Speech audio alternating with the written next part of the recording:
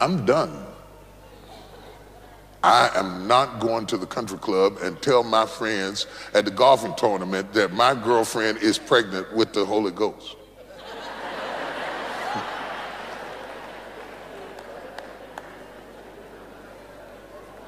I'm out. I'm just out.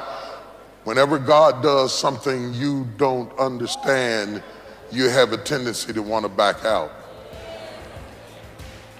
But the real truth of the matter is life is designed to try your staying power.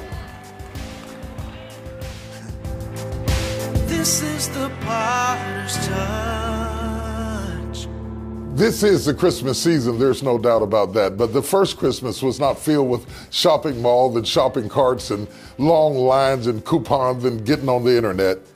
It was filled with trouble and tests and trials. And I want to ask you, whether you're celebrating or frustrated, can God trust you with trouble? Take a look at this.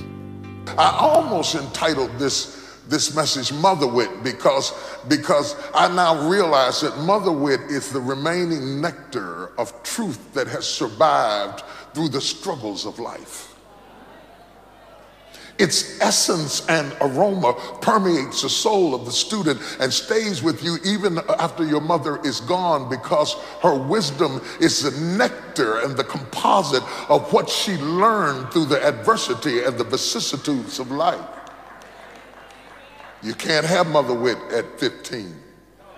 You can't have motherwit at 20. You can't have motherwit at 30. You can't have motherwit at 35. Motherwit is what is left, what worked out of what you tried. Your conclusion, what you come up with, and I almost call this motherwit. So my wife taught me a lesson. She didn't even know it. She was. One of the problems that led to her surgery, she had a herniated disc in 2 different locations, and the herniation had pressed against the nerve, and her left arm and hand were not working properly, and she had lost all feeling and sensation in her extremity. She could move it a little bit, but she couldn't feel anything when she touched it, and she had problems moving it. It was a real problem. So we were praying about it. She went in, she had the surgery. All the kids come. We have the kind of family that when one of us is in trouble, everybody huddles. Yeah, we all huddle. Yeah. If you jump on one of us right now, you really got to be awesome, because everybody's going to dive in and ask what happened later, because it's old school. I know it's out of style. It doesn't happen much now, but we huddle, we attack things together, we survive things together. So when my wife came out of surgery, she went in, I prayed for her before she went in surgery. She came out of surgery, she's in the recovery room, she's in their intensive care. The anesthesiologist has just walked out. She's now coming out from under anesthesia, and she came out praising God. She came out thanking God. She came out glorifying God.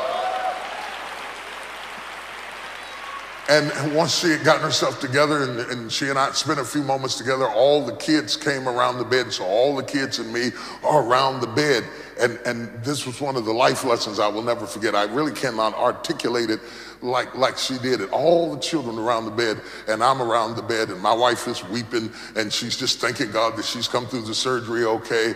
And the children all gathered around the bed, and she reached out and she started touching them just on the hand and in the face. She said she was just touching them, just touching all over them. And she was crying. She said, "I can feel my children again."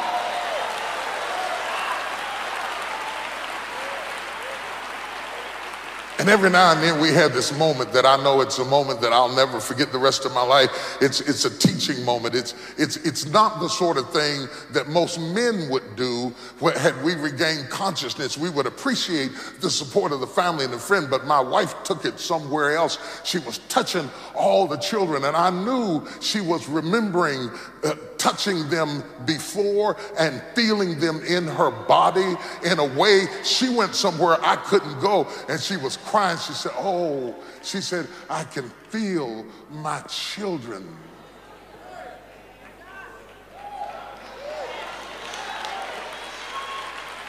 And the whole room was in tears. because it was the kind of communication that requires no speech. Through the connectivity that pre-existed birth, I can feel my children. Again, and I step back because this was a mother moment. You couldn't touch it. It was just somewhere else.